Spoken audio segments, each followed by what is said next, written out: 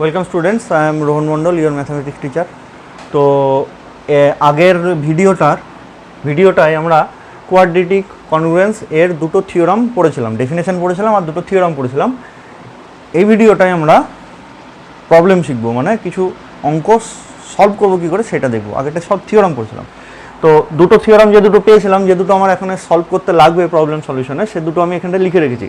যে যদি x square congruence two এ modulo P এটা সলভেবল হয়, মানে এর যদি সলিউশন পাওয়া যায়, তাহলে এর এক্স্যাক্টলি দুটোই সলিউশন থাকবে। এক্স স্কোয়ার কনগ্রুয়েন্স টু এ মডিউলো পি যদি সলভেবল হয়, তাহলে এর এক্স্যাক্টলি দুটোই সলিউশন থাকবে। সলিউশনগুলো কেমন? যদি একটা x0 হয় আর একটা p মাইনাস x0 হবে। এটা আমরা পেয়েছি। এটা যদিও থিওরামের মধ্যে লেখা ছিল না, এটা আমি বোঝানোর জন্য লিখে রেখেছি যে একটা সলিউশন যদি x0 হয় আর একটা p মাইনাস x0 হবে, চোখ বন্ধ করে। আর একটা কী আছে, যে যদি x to the power p minus 1/2 congruence to 1 modulo p, এরম যদি একটা কনগ্রুয়েন্স থাকে, তাহলে এর এক্স্যাক্টলি p মাইনাস 1/2 খানা সলিউশন থাকবে, যে সলিউশনগুলো দেখতে এরকম হবে। এই দুটো থিওরাম আমাদের হাতে আছে। এই থিওরামগুলো অ্যাপ্লাই করেই আমরা প্রবলেম সলিউশন করব। তা দেখি কীরকমভাবে আমরা সলিউশন করতে পারি, সলভ করতে পারি যে কোনো লিনিয়ার কনগ্রুয়েন্স। আচ্ছা, আমাদের ফার্স্ট প্রবলেম যেটা, সেটা দেওয়া আছে solve x to the power 11 congruence to 1 modulo 23। এটা আমাদের ফার্স্ট কনগ্রুয়েন্স দেওয়া আছে, এটাকে আমরা সলভ করব। তাহলে হয় আমার হাতে তো মোটে আছে দুটো থিওরাম, তাহলে হয় এই থিওরাম দিয়ে সলভ করবো, নাহলে ওই থিওরাম দিয়ে সলভ করবো। তাছাড়া থিওরাম ছাড়া তো তুমি কোনো প্রবলেম সলিউশন করতে পারো না। থিওরামে যেরমভাবে বলা আছে তোমাকে সেই প্রসিডিউরে সলভ করতে হবে। তাহলে হয় এটা এই থিওরাম অ্যাপ্লাই করে করবো, না হয় এটা এই থিওরাম অ্যাপ্লাই করে করবো। আমি প্রথমেই চেষ্টা করবো এই থিওরামটা অ্যাপ্লাই করার, ঠিক আছে? তাহলে আমি প্রথমেই দেখব যে এখানটায় পি যেটা, সেটা অড প্রাইম কিনা। তাহলে 23 মিলে গেছে অড প্রাইম। আর এখানে আচ্ছা ছেড়ে দাও, এখানটা অড প্রাইম মিলে গেছে। তাহলে আমি এবার এটাকে কি করে সলিউশন করতে পারি? এবার তোমাদের প্রশ্ন আসবে যে স্যার আমরা তো পড়ছি কোয়াড্রেটিক কনগ্রুয়েন্স, তাহলে তার সাথে এটার তো পাওয়ার সবসময় 2 নাও হতে পারে, যেমন এটার 11 আছে, তাহলে এটা কি করে স্যার কোয়াড্রেটিক কনগ্রুয়েন্সে আসলো? তাহলে প্রথমে আমি বলে দিই যে আমি যেটা বলছিলাম সেটা যে হয় এই থিওরামে হবে না এই থিওরামে হবে। অ্যাকচুয়ালি ওটাকে যদি আরেকটু এক্সপ্লেন করি, তাহলে এরকম হবে যে পাওয়ারটা যদি 2 এর বেশি চলে যায়, তাহলে তো তুমি এই থিওরাম অ্যাপ্লাই করতে পারবে না। এটা তো এক্স স্কোয়ার দিয়ে এক্স্যাক্টলি আছে, আর এখানটায় আছে দেখো 2 এর বেশি। তাহলে যদি পাওয়ার 2 এর বেশি হয়ে যায় তাহলে এই থিওরাম, আর যদি 2 এর পাওয়ার এক্সের পাওয়ার যদি 2 থাকে তাহলে এই থিওরাম। তাহলে অ্যাকচুয়ালি এখানটায় তুমি এই থিওরামটা অ্যাপ্লাই করতে পারবে না, আরও যদি ভালোভাবে তুমি করতে চাও, ঠিক আছে? তাহলে দেখি এটাকে কিভাবে এটা করা যায়। তাহলে প্রথমে আমি লিখব সলিউশনে clearly 23 is an odd prime. তাহলে আমার আলটিমেটলি মিলে যাচ্ছে, এটাকে তো প্রাইম হতেই হয়, অড প্রাইমও আছে, কোনো অসুবিধা নেই। তাহলে এবার আমি দেখি এই কোয়েশনটাকে এই ফরম্যাটে সাজানো যায় কিনা। যদি যায় তাহলে এইগুলো হচ্ছে সলিউশন। তাহলে now x to the power 11 congruence to 1 modulo 23, this imply x to the power 23 minus 1/2 congruence to 1 modulo 23। তাহলে দেখো 23 থেকে 1 যদি বাদ দিয়ে দিই 22, 22কে 2 দিয়ে ভাগ করলে 11। তাহলে 11কে আমি এই ফর্মেটে লিখতে পারি। তাহলে এটা কেমন চলে আসলো? x to the power p minus 1/2 congruence to 1 modulo p, এই ফর্মেটে চলে এসছে। তাহলে এর সলিউশন আমি চোখ বন্ধ করে কি লিখে দেবো? তাহলে so solutions are x is congruence to 1 square 2 square 3 square. আচ্ছা, আমার আরেকটা জিনিস হয়তো আগেরটা লিখতে ভুলে গেছি, মডিউলো p লিখতে হবে সলিউশনে, হ্যাঁ? কারণ আমি ইকুয়েশনের যখন সলভ করি তখন এক্সের ভ্যালু 2, 3, 4 পাই, কিন্তু যখন কনগ্রুয়েন্সের সলিউশন করি তখন তো এক্স ইকুয়ালস টু লিখি না, তখন লিখি এক্স কনগ্রুয়েন্স টু। তাহলে এই সলিউশনগুলো পাবো with respect to modulo P. এটা তো কনগ্রুয়েন্স, তাহলে সলিউশনটাও তো কনগ্রুয়েন্স ফরম্যাটেই আসবে। তাহলে এর পাশে কিন্তু মডিউলো পি লিখতে হবে। আমি আগে থিওরামটা লিখেছি কি না আমার ঠিক মনে পড়ছে না, কিন্তু সলিউশন শুধু square 1 square 2 square 3 square dot dot p minus 1/2 তার হোল স্কোয়ার লিখলে হবে না, পাশে মডিউলো পিটাও লিখতে হবে। তাহলে so the solutions are x congruence to 1 square 2 square 3 square dot dot লাস্টেরটা কী হবে? p মাইনাস 1/2 তার whole square, that means 11 square modulo 23, ঠিক আছে? যদি ওই ফর্ম্যাটে পড়ে যায় তাহলে একদম ঝট করে হয়ে যাবে। এবার যদি ফর্ম্যাটে না পড়ে তাহলে কি হবে? তাহলে সেরকম আমরা একটা এক্সাম্পল নিই। নেক্সট এক্সাম্পলটা সেরকম, বা যদি এরকম ফর্ম্যাটে না পড়ে তাহলে আমার এই থিওরাম অ্যাপ্লাই করা যাবে না, এটা হচ্ছে আমার মোদ্দা কথা। তাহলে অন্য প্রসিডিওরে যেতে হবে।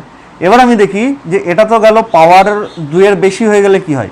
এবার দেখি যদি পাওয়ার 2 থাকে মানে কোয়াড্রেটিক যদি থাকে তাহলে কি হয়। নেক্সট এক্সাম্পল সেটা দেখব। আচ্ছা, নেক্সট এক্সাম্পল আমাদের এরকম দেওয়া আছে একটা quadratic congruence x² + 3x + 11 congruence to 0 modulo 13। এটাকে আমরা সলভ করব। তাহলে সলভ করার আগে প্রথমেই দেখতে হবে এটা অড প্রাইম কিনা। আর কোয়াড্রেটিক যদি হয় তাহলে অবভিয়াসলি এর সাথে পি, মানে পি যেন একে ডিভাইড না করতে পারে। এই দুটোই আমাদের ক্রাইটেরিয়া ছিল যে P should be odd prime আর পি যেন একে ডিভাইড না করতে পারে, তাহলে আমাদের কোয়াড্রেটিক কনগ্রুয়েন্সের সলিউশন বার করা যায়। তাহলে here 13 is odd prime and 13 can not divides 1, তাহলে এটা সলভেবল। তাহলে আমার প্রথম টার্গেট কি? প্রথম টার্গেট হচ্ছে যে এইটাকে ছোট কিছুতে একটা নিয়ে আসা, y² congruence to D modulo পিতে নিয়ে আসবো। তাহলে এর একটা সলিউশন যদি x0 হয় আর একটা সলিউশন আমি p - x0 লিখে দিতে পারবো। ঠিক আছে, আমাদের এটা হচ্ছে প্রসিডিওর। এই টোটাল জিনিসটাকে এই ছোট ফরম্যাটে নিয়ে আসবো। এবার যেহেতু এটা দ্বিঘাত মানে কোয়াড্রেটিক স্মল ফর্মে চলে আসছে, তাহলে এর যদি একটা রুট x0 হয় তাহলে আর একটা রুট অবভিয়াসলি p - x0 হবে। এটাই আমাদের টার্গেট আর কি। এই প্রসিডিওর আমরা ব্যাপারটাকে সলভ করব। তাহলে দেখি, তাহলে আমাকে এইটাকে যদি এই ফর্ম্যাটে নিয়ে যেতে হয়, কী দিয়ে গুণ করতে হয়েছিল? 4a, এর ভ্যালু কত? 1। তাহলে আমি এটাকে গুণ করব 4 দিয়ে। তাহলে let us multiply the above congruence by 4 we have. তাহলে এটাকে যদি গুণ করে দিই তাহলে হয়ে যাচ্ছে দেখো 4x² + 3 × 12x + 44 congruence to 0 modulo 13। This imply, এবার এই দিকটা হোল স্কোয়ার হিসেবে লিখবো যেমন আমরা আগের ভিডিওতে থিওরামটাই করেছিলাম। তাহলে এটাকে যদি আমি লিখতে হবে 2x তার হোল স্কোয়ার, তাহলে +2 × a, তাহলে 4 ইন্টু আমাকে 3 লিখতে হবে, তাহলে মিলে যাচ্ছে 2 × 2 = 4 আর 3 = 12। ঠিক আছে, তাহলে প্লাস এখানে আমাকে 3² লিখতেই হবে। 3² যদি লিখি তাহলে কনগ্রুয়েন্স টু 3² তো লিখবই, প্লাস 44টা ওইদিকে -44 আমাকে লিখতে হবে। তাহলে মডিউলো 13। ঠিক আছে, তাহলে এইবারে আমরা দেখি এটাকে সাজিয়ে গুছিয়ে কী লেখা যায়। তো এটাকে যদি আমি সাজিয়ে লিখি তো কী হবে দেখো, দিস ইমপ্লাই এইটা হয়ে যাবে তো আমাদের 2x + 3 তার হোল স্কোয়ার, ওটা কত হয়ে যাবে? 3 × 3 = 9, সেখান থেকে যদি আমি 44 বাদ দিই তাহলে হয়ে যাচ্ছে কনগ্রুয়েন্স টু -35 মডিউলো 13। তাহলে আমরা নর্মালি নেগেটিভটাকে অ্যাভয়েড করি, নেগেটিভ আমরা লিখতে চাই না। তাহলে এখানটা কী করব, একটা 13 যদি যোগ করি তাহলে একটা 13 যদি যোগ করি এখানটা আসছে -22, তাও পজিটিভ আসছে না। আমি তো এখানটা 13 যোগ করতে করতে চলে যাই, সেম কনগ্রুয়েন্সই দেয় কেন? কারণ এটার সাথে যদি আমি এরম লিখি, এটা আমি সাইডে দেখিয়ে দিচ্ছি যে কনগ্রুয়েন্স টু -35 মডিউলো 13 ছিল। এবার যদি আমি এটার সাথে 13 যোগ করে দিই তাতেও কোনো অসুবিধা নেই।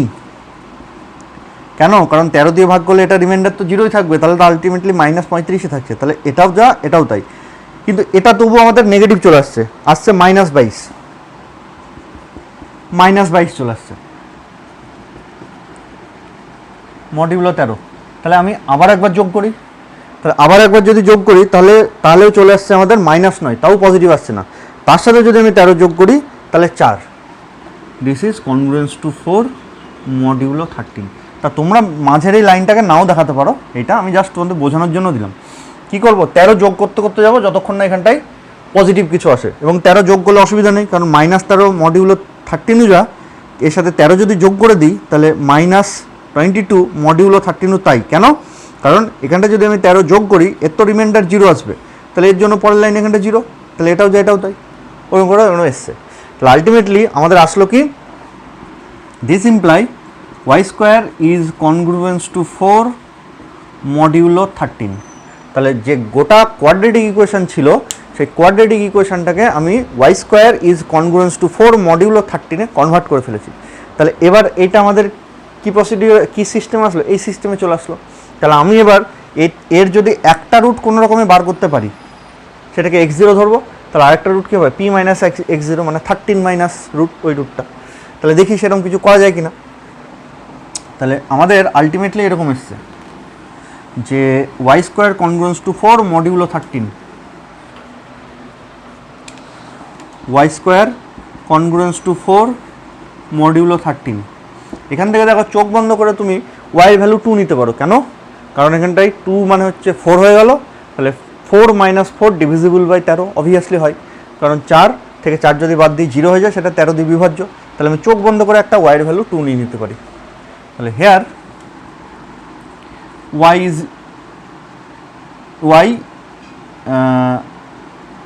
ইজ ইকুয়ালস টু 2, এরকম আমরা কিন্তু নিয়ে নিতে পারি। তাহলে y ভ্যালু যেই 2 হলো, তার মানে ওটাকে আমি x0 ধরে নেবো। তাহলে যেই x0 ধরে নেবো, তাহলে পরের রুটটা আমাদের p মাইনাস x0 হয়ে যাবে। তাহলে আমি আগেও বলেছি যে এখানটায় কিন্তু সলিউশন কনগ্রুয়েন্স দিয়ে লিখতে হয়, ইকুয়ালস টু দিয়ে হবে না। তাহলে y কনগ্রুয়েন্স টু 2 মডিউলো 13, ঠিক আছে, একটা রুট হয়ে গেল p congruence y congruence to 2 modulo 13। তাহলে হেন্স এইটা, so the other root is কী হবে, y congruence to p minus 2 মানে 13 থেকে একবার দিলে 11 মডিউলো 13। তাহলে এই একটা রুট, এই একটা রুট কার, এটা হচ্ছে এই ইকুয়েশনের রুট, এটা একটা রুট আর এইটা আর একটা রুট। কিন্তু আমার তো মেন প্রবলেম এটা নয়, আমার মেন প্রবলেম ছিল এটা। তাহলে আমি y এর ভ্যালু পেলাম, করসপন্ডিং x এর ভ্যালু কত বার করতে হবে এবারে। তাহলে একটা মনে রাখবে, মানে একটা এটা পেলাম আর একটা এটা পেলাম। এবার দেখি এখান থেকে x এর ভ্যালু কী করে বার করা যায়, ঠিক আছে। তাহলে আমরা প্রথমে এই y কনগ্রুয়েন্স টু 2 মডিউলো 13-এ আসি। তাহলে পেলাম, নাও তার নিচে লিখব y congruence to 2 modulo 13। This imply y এর ভ্যালু, মানে আমরা কোন জিনিসটাকে y এর ভ্যালু ধরেছিলাম, এক মিনিট যাও দেখি, হ্যাঁ 2x প্লাস 3, 2x প্লাস 3কে ধরেছিলাম। তাহলে 2x plus 3 congruence to 2 modulo 13, ঠিক আছে। 3টাকে যদি ওই দিকে নিয়ে চলে যায় তাহলে কী পাবো, this imply 2x is congruence to -1 modulo 13। এবারে দেখো তাহলে x মানে কত লিখতে হবে, -12। তাহলে এক্সটার ভ্যালু কনগ্রুয়েন্স তো নেগেটিভের সাথে হয়ে গেলো, কিন্তু আমরা এখন পর্যন্ত নাম্বার থিওরিতে যত সলিউশন, আমাদের প্রথমেই বক্তব্য ছিল যেন সলিউশন ইন্টিজার আসে। তাহলে তো ইন্টিজার আসলো না, তাহলে কি করব, ইন্টিজার আসার জন্য আরেকটাই প্রসিডিওর আছে, সেটা 13 যোগ করতে চলে যাব যতক্ষণ না আমাদের ইন্টিজার ভ্যালু পাই। তাহলে পরের লাইনে আমরা এরকম করে দিলাম 2x congruence two 13 minus 1 modulo 13। তাহলে আলটিমেটলি এটা কত হয়ে গেল, 2x কনগ্রুয়েন্স টু 12 মডিউলো 13। এইবার দেখো 2 দিয়ে ভাগ করলে ইন্টিজার আসছে, this imply x is congruence to 6 modulo 13। তাহলে এই হচ্ছে এই ইকুয়েশনের কনগ্রুয়েন্সের একটা রুট, ঠিক আছে। তার মানে কী হবে, এক্সের ভ্যালু, যে এক্সের ভ্যালু এই কনগ্রুয়েন্সকে স্যাটিসফাই করবে তারাই এর রুট হয়ে যাবে। আমরা এরপর একটু পরে এটাকে চেক করে দেখবো যে কী করে চেক করবো আমাদের অ্যান্সার ঠিক হয়েছে না ভুল হয়েছে। আরেকটা আমি বার করে নিই, সিমিলারলি আরেকটা কী পেয়েছিলাম, আরেকটা পেয়েছিলাম y is congruence to 11 modulo 3। Also y is congruence to 11 modulo 13। আবার আমি y এর ভ্যালু পুট করে দিলাম, তাহলে কত আসবে, 2x plus 3 congruence to 11 modulo 13। তাহলে 3টাকে বিয়োগ করে দিলে 2x ইজ কনগ্রুয়েন্স টু 8 হচ্ছে নাকি, জাস্ট এ মিনিট, 11 মাইনাস 3 8 হয়ে যাচ্ছে, হ্যাঁ। তাহলে ওখানটায় যদি আমি দিয়ে দিই তাহলে হয়ে গেল 8 মডিউলো 13। তাহলে this imply x is congruence to 4 modulo 13। এটা আর ওরকম কায়দা করার দরকার হলো না, এটা প্লেন ডাইরেক্ট এরকম রেজাল্ট চলে এসছে। আর যদি এখানটা ওরকম হতো 13 যোগ করতে চলে যেতাম। তাহলে এই দুটো হলো আমাদের সলিউশন। এবার আমি পরীক্ষার হলে চেক করবো কী করে, যদি সময় থাকে চেক করতে পারবো এটা আমাদের ঠিক হয়েছে না ভুল হয়েছে। যেমন এখানটায় এক্সের ভ্যালু কী বসালে এটা স্যাটিসফাই করবে, দেখো 6 যদি বসাই তাহলে 6 minus 6 that means 0 is divisible by 13। তাহলে এক্সের ভ্যালু আমরা 6 নিতে পারি, ঠিক আছে। তাহলে এক্সের ভ্যালু যদি 6 নিই তাহলে সেটা একে স্যাটিসফাই করছে কিনা দেখো, যদি স্যাটিসফাই করে যায় তাহলে তোমার অ্যান্সার ঠিক আছে। তাহলে এক্সের ভ্যালু যদি 6 নিই, এখানটায় কত আসবে? এখানটায় এক্স স্কোয়ার মানে হচ্ছে 36 প্লাস এক্স বছরে 3 6 18 প্লাস 11, তাহলে এখানে যোগ করে দিই 36 প্লাস 18 প্লাস 11 আসছে 65। This obviously divisible by 13, this is obviously divisible by 13, এটার ভ্যালু হয় 5। ঠিক আছে, তুমি 6 কেন, 6-এর সাথে তুমি আবার 13 যোগ করো, তার মানে 19, সেটাও কিন্তু এই কনগ্রুয়েন্সটাকে স্যাটিসফাই করবে। তাহলে 19ও এর একটা রুট হবে। তো 19-এর সাথে আবার 13 যোগ করো, যেটা আসবে সেটাও এই কনগ্রুয়েন্সকে স্যাটিসফাই করবে, তাহলে সেটাও কিন্তু এর একটা রুট হবে। ঠিক আছে, তাহলে যেমন এটার আমাদের 6 একটা রুট, 6-এর সাথে 13 যোগ করলাম, 19 একটা রুট, 19-এর সাথে যদি আমি 13 যোগ করি তাহলে 32 একটা রুট, প্রচুর রুট আছে। সিমিলারলি এটারও 4 যদি রুট হয় তাহলে 4 একটা রুট, 13 যদি যোগ করি 17 একটা রুট, 13 যদি যোগ করি 30 একটা রুট, ডট ডট করে প্রচুর রুট আছে। তাহলে এবার তোমাদের প্রশ্ন আসবে যে স্যার এটা তো quadratic equation, sorry quadratic congruence, তাহলে এর তো আমার দুটোই রুট থাকার কথা। আপনার তো বক্তব্য তাই ছিল, কনগ্রুয়েন্স হলেই, কোয়াড্রেটিক কনগ্রুয়েন্স হলে দুটো রুট থাকবে। তো আপনি যেখানটা হাজারো রুট দেখাচ্ছেন সেটা কী করে পসিবল? পসিবল এটাই যে এক্স কনগ্রুয়েন্স, সলিউশন তো আমরা এইভাবে লিখছি না, আমরা লিখছি x is congruence to 6 modulo 13। আবার পরেরটা যদি লিখতে যাই x is congruence to 19 modulo 13, তারপরেরটা যদি লিখতে যাই এক্স কনগ্রুয়েন্স টু 32 মডিউলো 13, এরা দেখো সেম ভ্যালু দেবে, সেম এক্সপ্রেশন। কেন এরা সেম এক্সপ্রেশন কেন দিচ্ছে? আচ্ছা সরি, লেখাটা বোর্ডের বাইরে চলে গেল, আমি আবার লিখে দেখাচ্ছি। দেখো এই জায়গাটা আমি একবার লিখে দেখাই। তাহলে আমাদের একটু বললাম, এখনই বললাম যে এরকম দুটো সলিউশন পেয়েছি এই কোয়াড্রেটিকের। তাহলে আমি বললাম x is congruence to 6 modulo 13, এটা যদি রুট হয় তাহলে এর সাথে তুমি 13 যোগ করে দাও, তাহলে কত হচ্ছে 19 মডিউলো 13, এটাও একটা রুট হবে। তুমি 6-এর সাথে 13 যোগ করলে 19 হচ্ছে। আবার তুমি এক্স ইজ কনগ্রুয়েন্স টু 19-এর সাথে 13 যোগ করো, তাহলে সেটা হচ্ছে 32, সেটাও মডিউলো 13, আরও প্রচুর রুট হবে। তাহলে শুধু এটা থেকেই প্রচুর রুট হলো, এখান থেকেও তো আরও প্রচুর রুট আসবে। তাহলে তোমাদের প্রশ্ন হবে স্যার আপনি যে বললেন কোয়াড্রেটিক কনগ্রুয়েন্সে দুটোই এক্স্যাক্টলি রুট থাকে, তাহলে এখানটা তো ইনফাইনাইট রুট চলে আসছে, এটা কী করে পসিবল হচ্ছে? দেখো পসিবল এটাই যে এরা দেখতে আলাদা কিন্তু কাজ একই করবে। কেন? কারণ 19কে 13 দিয়ে ভাগ করো, রিমাইন্ডার কত থাকবে? 19কে 13 দিয়ে ভাগ করলে 6 মডিউলো 13। এটার এটা দেখতে আলাদা কিন্তু কাজ সে একই করবে। সিমিলারলি 32কে 13 দিয়ে ভাগ করো, 32 ডিভাইডেড বাই 13, তাহলে এমনি 13 13 দুগুণে 26, 26 যদি হয় তাহলে 32 থেকে 26 যদি বাদ দিই 6 আসছে রিমাইন্ডার। ঠিক আছে, তাহলে এটারও দেখতে আলাদা কিন্তু কাজ একই। সুতরাং তুমি যতই লেখো না কেন এটা কিন্তু আলটিমেটলি একটাই রুট। সিমিলারলি এখান থেকে তুমি যতই এক্সটেন্ড করো না কেন আলটিমেটলি একটাই রুট। তাহলে কোয়াড্রেটিক যদি কনগ্রুয়েন্স থাকে তাহলে তার একটাই রুট থাকবে। ঠিক আছে, এই হচ্ছে ঘটনা। আর এক টাইপের অঙ্ক আছে যেটা হচ্ছে, আমি যেমন এটা ফট করে বলে দিলাম, আর এক টাইপের অঙ্ক হচ্ছে যে এক জায়গায় সমস্যা হবে, সেই সমস্যার কথাটা আমি একটু বলে দিই। ঠিক আছে, এখানটায় বলেছে কি যে x square congruence to 5 modulo 19, আগেরটা কী ছিল? পুরো একটা বড় ইকুয়েশন ছিল, তাকে এই ফর্মে আনতে হয়েছিল, আর এখানে এই ফর্মে দেওয়াই আছে। ঠিক আছে, y square congruence to D modulo P, এরকম ফর্মে দেওয়াই আছে। তাহলে এবার এখান থেকে আমরা শুরু করি। তাহলে আমার প্রথম কোশ্চেন হচ্ছে এক্সের ভ্যালু কী ইন্টিজার নিলে এটাকে স্যাটিসফাই করবে? আগেরটা যেমন এরকম ছিল যে y square congruence to 4 modulo 13, তাহলে ওয়াইয়ের ভ্যালু 2 নিলেই এদিকে 4 চলে আসছিলো, 4 - 4 যেটা 0 হয়ে গেল, সেটা ডিভিজিবল বাই 13। তাহলে আমি এটা দেখেই বুঝতে পারছিলাম ওয়াইয়ের ভ্যালু 2 নিলেই চলে আসবে। এটা কত আসবে? এক্সের ভ্যালু যদি ওইরকম দেখে আনতে যাই তাহলে দেখো √5 নিতে হবে, তবেই 5 - 5 ডিভিজিবল বাই 29 আসবে। কিন্তু 5 ইজ নট অ্যান ইন্টিজার, তাহলে তুমি এটাকে তো রুট বলতে পারবে না ওই ইকুয়েশনে। তাহলে আমরা কি করব? এদিক থেকে তো কিছু করা গেল না, দেখি এই দিকে কিছু করা যায় কিনা। তো খুব সুন্দর প্রসিডিওরটা যে ঠিক আছে 5-এর না হলো না, তাহলে 5-এর সাথে যদি আমি 29 যোগ করে দিই সেটাও মডিউলো 29-এর সাথে সেম ইকুয়াল হবে। তাহলে এবার যদি আমি 29-এর সাথে 5 যোগ করি তাহলে সেটা কত আসছে, this is congruence to 29 plus 5, তার মানে হচ্ছে 34 মডিউলো 29।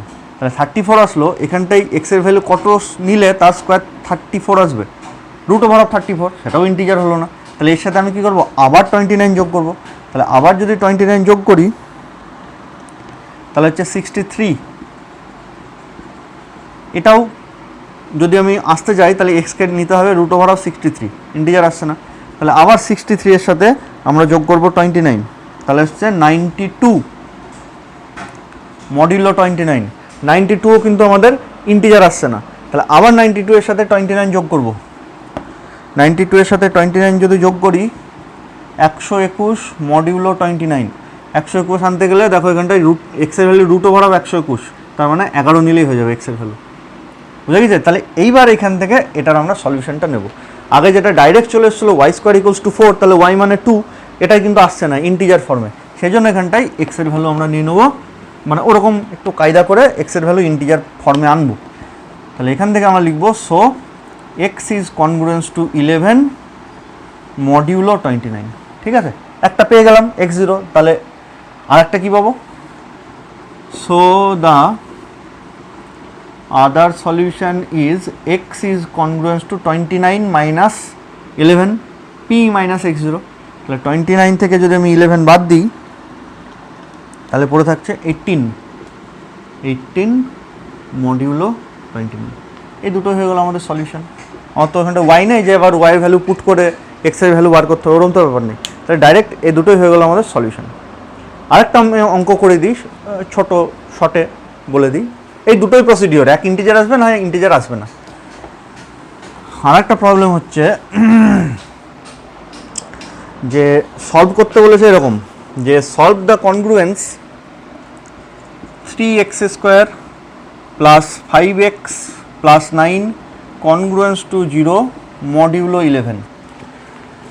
তো আমি প্রথমে কি করব, এটাকে y² = d ওই ফর্মে নিয়ে আসবো। তাহলে প্রথমে আমাকে কি গুণ করতে হয়, এটাকে ওই ফর্মে নিতে গেলে 4a দিয়ে গুণ করতে হয়, এর ভ্যালু 3, তাহলে 3 4 12 দিয়ে গুণ করতে হবে। ঠিক আছে, তাহলে 3 4 12 দিয়ে যদি গুণ করি এটা হোল স্কোয়ার ফর্মে চলে আসবে, 6x প্লাস 5 তার whole square is congruence to 5 modulo 11। That means এটাকে আমি ধরে নেব y, তাহলে y² কনগ্রুয়েন্স টু 5 মডিউলো 11। আবার প্রবলেম চলে এসছে, আগেরটা ছিল y² কনগ্রুয়েন্স টু 4, y এর ভ্যালু 4 হয়ে গেছিলো, 2 হয়ে গেছিলো সরি, এখানটায় 5, তাহলে y এর ভ্যালু তো √5 পাবে না। তাহলে আবার 11-এর সাথে আমি যোগ করি কনগ্রুয়েন্স টু 16 মডিউলো 11, তাহলে এখানটায় y এর ভ্যালু 4 নিলেই হয়ে যাবে আমাদের। ঠিক আছে, তাহলে take y is congruence to 4 modulo 11। তাহলে একটা যদি 4 হয় আর একটা কী হবে, 11 - 4। So the other is y is congruence to, আমি যদি 11 থেকে 4 বিয়োগ করি, 11 থেকে 4 বিয়োগ করি তাহলে হয়ে যাবে 7, তাহলে 7 মডিউলো 11। ঠিক আছে, হ্যাঁ, ও আসছি 1 মিনিট আসছি। আচ্ছা, তাহলে এবার দুটোকে ওয়াইয়ের ভ্যালু পেলাম, এক্সের ভ্যালু তো এবার বার করতে হবে আমাকে। তাহলে y কনগ্রুয়েন্স টু 4 যদি হয়, এখান থেকে আমরা কি পাবো, আমরা লিখবো কিন্তু, হ্যাঁ আমি আর লিখছি না, লেখার স্টাইলটা আগের মতনই। ওয়াইয়ের ভ্যালু তাহলে এখানটাই 6x plus 5 congruence to 4 modulo 11। This imply ওইটা যদি ওইদিকে নিয়ে যায় 6x কনগ্রুয়েন্স টু -1 মডিউলো 11। তাহলে এমনিতে আমরা এদিকে নেগেটিভ রাখতেই চাই না, তাছাড়াও এখানটা 6 দিয়ে ভাগ করলে ইন্টিজার আসছে না, তাহলে কী করবো, -1-এর সাথে 11 যোগ করে দেবো, তাহলে কনগ্রুয়েন্স টু 10 মডিউলো 11। পজিটিভ আসলো কিন্তু আমাদের 6 দিয়ে ভাগ করলে ইন্টিজার আসলো না। ঠিক আছে, তাহলে কী করবো, পরের লাইনে আবার এর সাথে আমি 11 যোগ করে দেবো। তাহলে যোগ করতে করতে যদি আমরা চলে যাই তাহলে পরেরটাই কনগ্রুয়েন্স টু 11, 10-এর সাথে 11 যোগ করলে 21 মডিউলো 11 আসছে না, 6 দিয়ে 21কে ভাগ করলে ইন্টিজার আসছে না, তাহলে আবার আমি 11 যোগ করব, তাহলে হয়ে গেল 32 মডিউলো 11। 6 দিয়ে 32কে ভাগ করা যায়, 6 × 2 = 12, 3 × 18, ছয় দিয়ে ভাগ করা যায় না,